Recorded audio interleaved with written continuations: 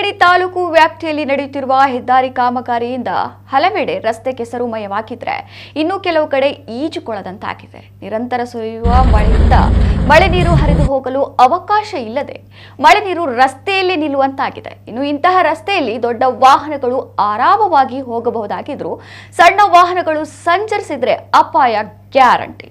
ಮುಂಜಲಕಟ್ಟೆಯಿಂದ ಚಾರ್ಮಾಡಿವರೆಗಿನ ರಸ್ತೆಯ ಅಭಿವೃದ್ಧಿ ಕಾರ್ಯ ಕೈಗೆತ್ತಿಕೊಂಡ ಬಳಿಕ ಇದು ಎರಡನೇ ಮಳೆಗಾಲ.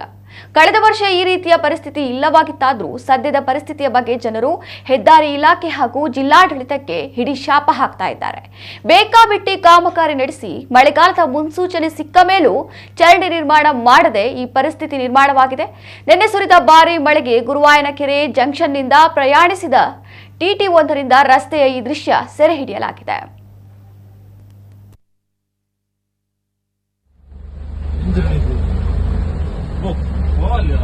सीधा नहीं पता ना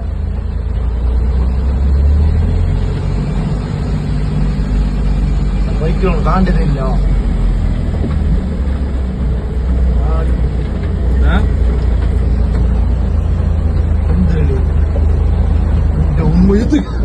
ಊಡೆ ಮುಂಡ್ಲೆ ಬೇರೆ ತನ್ನಿ ಇಬ್ಬರಲ್ಲಿ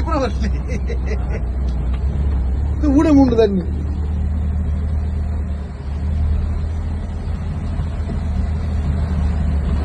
Tani kui bro. Inci warade.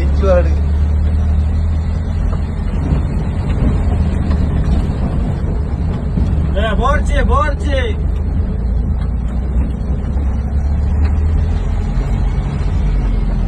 La hostele osha.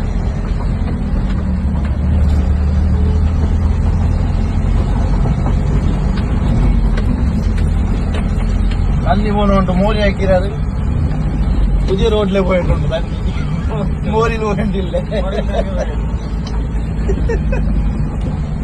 आपके बाद बर्बाद मोदी सरकार मोदी सरकार अलग बोतु रोड बोंडु पूरा बिंग गाड़ी